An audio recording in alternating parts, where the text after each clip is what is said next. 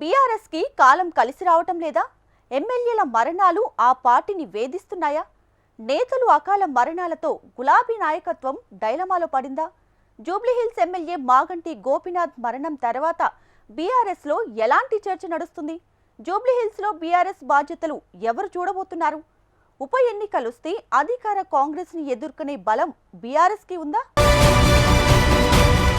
2023 assembly ఎన్నికల్లో BRS party అధికారం కోల్పోయి తెలంగాణలో కాంగ్రెస్ పార్టీ అధికారంలోకి వచ్చింది. దీంతో ప్రధాన ప్రతిపక్ష పాత్రకే బీఆర్ఎస్ పరిమితమైంది. గతేడాది జరిగిన పార్లమెంటు ఎన్నికల్లో సైతం గులాబీ పార్టీకి తెలంగాణ ఓటర్లు షాక్ ఇచ్చారు. 17 లోక్సభ స్థానాలకు గాను ఒక్కటంటే ఒక్క స్థానంలో కూడా బీఆర్ఎస్ పార్టీ గెలవలేదు. మెజారిటీ పార్లమెంట్ స్థానాల్లో కేసీఆర్ నాయకత్వంలో బీఆర్ఎస్ డిపాజిట్లు కోల్పోయింది. ఈ నేపథ్యంలో బీఆర్ఎస్ నేతలు క్యాడర్లో నైరాస్యం నెలకొంది. ఇదే సమయంలో 10 మంది బీఆర్ఎస్ ఎమ్మెల్యేలు కారు దిగి కాంగ్రెస్ కండువా కప్పుకున్నారు. దీంతో బీఆర్ఎస్ పార్టీ పనైపోయిందన్న చర్చ తెలంగాణ రాజకీయాల్లో నడిచింది.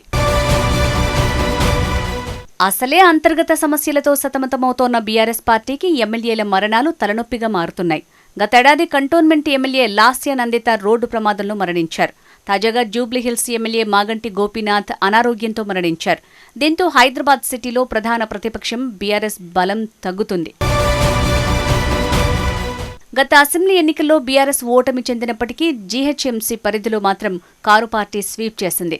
గ్రామీణ తెలంగాణ ప్రజలు కాంగ్రెస్కు పట్టం గడితే వివిధ రాష్ట్రాల సెటిలర్లు ఉండే హైదరాబాద్ ఓటర్లు మాత్రం కేసీఆర్ నాయకత్వంలో బీఆర్ఎస్కు బ్రహ్మరథం పట్టారు. 15కు పైగా బీఆర్ఎస్ అభ్యర్థులు విజయం సాధించారు. అయితే సాయన్న కూతురు cantonment MLA Lasya Nandita road ప్రమాదంలో మరణించారు. తర్వాత పార్లమెంటు ఎన్నికల టైంలో జరిగిన బైపోల్లో కంటోన్మెంట్ సీటును అధికార కాంగ్రెస్ పార్టీ గెలుచుకుంది. సాధారణ ఎన్నికల్లో కంటోన్మెంట్ను గెలుచుకున్న బీఆర్ఎస్ పార్టీ బై ఎలక్షన్స్లో మాత్రం 3వ స్థానానికి పడిపోయింది.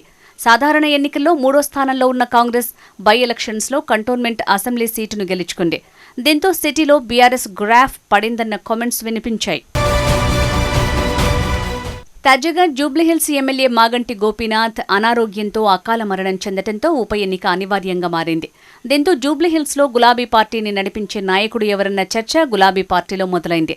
నిజానికి జూబ్లీహిల్స్ నియోజకవర్గంలో మాగంటి గోపీనాథ్ బీఆర్ఎస్కు బలమైన నాయకుడిగా ఉన్నారు. 2014లో తెలుగుదేశం టికెటుపై గెలిచిన మాగంటి తర్వాత గులాబీ కండువా కప్పుకున్నారు.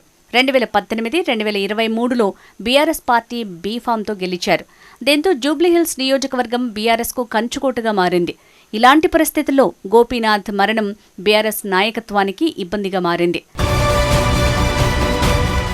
గోపీనాథ్ తదుపరి రాజకీయ వారసుడి కోసం బీఆర్ఎస్ నాయకత్వం వేట మొదలుపెట్టినట్లు సమాచారం. 6 నెలల్లోపు ఎప్పుడైనా జూబ్లీహిల్స్ నియోజకవర్గానికి ఉప ఎన్నిక జరగొచ్చు. దీంతో వీలైనంత త్వరగా జూబ్లీహిల్స్ బీఆర్ఎస్కు ఇన్ఛార్జిని నియమించాలని బీఆర్ఎస్ అధినేత కేసీఆర్ భావిస్తున్నారట. సీనియర్ నేత తలసాని శ్రీనివాస్ యాదవ్ లేదా మాధవరం కృష్ణారావుకు జూబ్లీహిల్స్ బాధ్యతలు ఇచ్చి క్యాడర్లో భరోసా నింపాలని బీఆర్ఎస్ నాయకత్వం భావిస్తోంది.